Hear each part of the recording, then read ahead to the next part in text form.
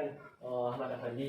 Mohon izin untuk meminta waktu Ustadz dalam acara wawancara role model dalam kegiatan laksar CPNS nih Pak. SDT Juara termasuk Ustadz sendiri memberikan pelayanan yang lebih kepada setiap konsumennya. Nah, ini berkaitan dengan materi kami, yaitu berorientasi pelayanan. Nah, jadi kalau boleh tahu bagaimana Ustadz sebagai pimpinan di Juara ini memenuhi kebutuhan konsumen dan meningkatkan kualitas Ustadz. Baik, terima kasih Ustadz Pandi sebagai penanya pada kesempatan berbagi ini. Perkenalkan dulu, kami Kepala Sekolah SDT Juara Kota Parangpanjang. Baik, jadi secara prinsipnya yang pertama dilakukan tentu bagaimana guru-guru ini dibentuk, dimanage, bagaimana mereka itu memberikan pelayanan terbaik kepada anak-anaknya di kelas. Kemudian berkaitan dengan pelayanan tentang kebutuhan masyarakat pada saat sekarang ini. Tentu sekolah swasta, orang tua yang anak-anaknya sekolah di sekolah swasta tentu berbeda harapannya. Nah, ketika umpamanya orang tua di SD negeri, harapannya KKM-nya umpamanya 6 umpamanya. Tetapi beda sekali dengan orang tua yang ketika diantarkannya anak di sekolah swasta, tentu KKM-nya tentu berbeda. Maka sekolah akan mempersiapkan segala upaya bagaimana memenuhi harapan-harapan yang ditumpangkan kepada sekolah, yang dititipkan oleh sekolah. Kepala sekolah dituntut untuk memberikan pelayanan terbaik kepada siswa, kepada masyarakat, kepada orang banyak tentunya. Kalau di SDT Juara memang diharuskan bahwa seorang kepala sekolah minimal dalam 3 bulan sekali itu harus update kemampuan.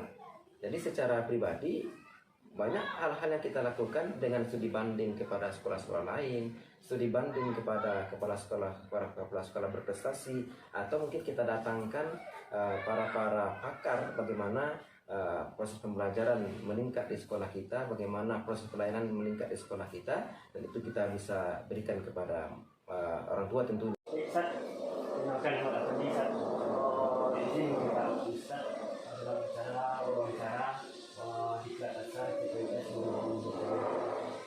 Kami ingin bertanya-tanya dengan Ustadz tentang bagaimana Ustadz sebagai seorang ASN menerapkan nilai pelayanan atau berorientasi pelayanan. Mana Ustadz sebelumnya sekolah di negeri, sekarang memilih untuk bekerja di swasta dan mendirikan sekolah sendiri. Terima kasih ya. Assalamualaikum warahmatullahi wabarakatuh.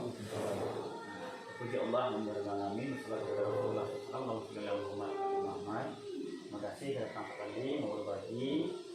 Jadi kalau terkait dengan bagaimana orientasi pelayanan ASN, kalau saya punya prinsip bahwa memang dimanapun posisi kita, siapapun kita, ASN atau ASN, apalagi ASN dari abdi negara, tidak hanya uang negara, kita punya prinsip kita memang mesti menomorsatukan layanan.